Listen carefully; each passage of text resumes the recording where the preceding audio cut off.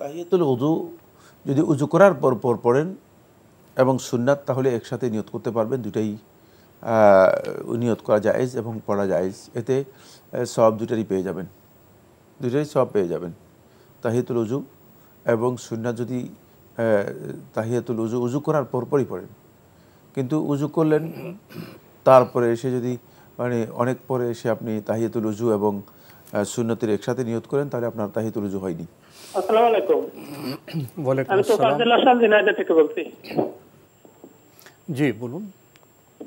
আমার প্রশ্ন হলো, আমরা যে ফজরে যে সুন্নত নামাজ পড়ি, এই সুন্নত নামাজের সাথে তাহিয়াতুল উযু নামাজের নিয়ত করা যাবে কিনা? আর হলো একটু ভাইয়া, সুন্নতের সাথে কিসের নিয়ত? তাহিয়াতুল উযু, তাহিয়াতুল উযু। আচ্ছা আচ্ছা আচ্ছা। আর হলো এই এককভাবে পড়লে তাহিয়াতুল উযুর বেশি সওয়াব নাকি একসাথে পড়লে বেশি সওয়াব? আর একটা প্রশ্ন। জি হ্যালো, জি বলুন বলুন। টিভিতে মেয়েরা যে খবর পড়ে, এটা কি শোনা যাবে কিনা, দেখা যাবে কিনা? মেয়েরা যে খবর পড়ে, এটা দেখা যাবে কিনা? মেয়েরা কি পড়ে?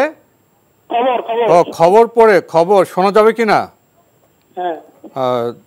ধন্যবাদ আপনাকে, আপনি দুটি প্রশ্ন করেছেন।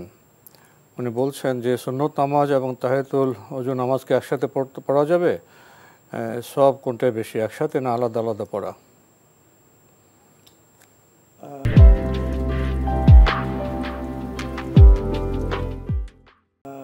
তাহিয়াতুল উযু যদি উযু করার পর পড়েন এবং সুন্নাত তাহলে একসাথে নিয়ত করতে পারবেন, দুটাই নিয়ত করা জায়েজ এবং পড়া জায়েজ। এতে সওয়াব দুটারই পেয়ে যাবেন, দুটাই সওয়াব পেয়ে যাবেন। তাহিয়াতুল উযু এবং সুন্নাত যদি তাহিয়াতুল উযু করার পরপরই পড়েন, কিন্তু উযু করলেন তারপরে এসে যদি মানে অনেক পরে এসে আপনি তাহিয়াতুল উযু এবং সুন্নতের একসাথে নিয়ত করেন, তাহলে আপনার তাহিয়াতুল উযু হয়নি। তাহিয়াতুল উযুর জন্য শর্ত হচ্ছে আন তাকুনা আকবা আল উযু মুবাশশারাতান, উযুয়ের পরপরই হতে হবে, উযুয়ের পরপরই তাহিয়াতুল উযুটা হতে হবে। জি, আমরা জানলাম বিষয়টি সম্পর্কে। আরেকটি প্রশ্ন করেছেন,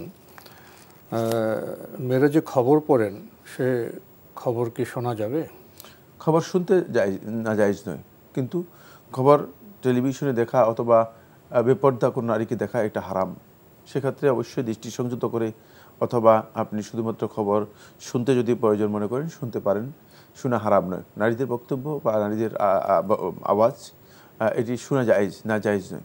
কিন্তু সেখানে খেয়াল রাখতে হবে যে যদি আপনি এমন ব্যক্তি হন যার মধ্যে এই ফি কুলুবিহি মারাদুন, ফায়াত মাউল্লাজি ফি কালবিহি মারাদুন, যার অন্তরের মধ্যে দুর্বল এবং ত্রুটি আছে, রোগ আছে, সমস্যা আছে, তাহলে আপনার জন্য হারাম, শোনাও হারাম। খবর শুনুন, অন্যদিকে তাকে খবর শুনুন, অসুবিধা কি আছে? মানে তিনি মানে ত্রুটিপূর্ণ যদি অথবা মানে অসুস্থ অন্তরের অধিকারী হয়ে থাকেন, তাহলে তার জন্য এটি হারাম।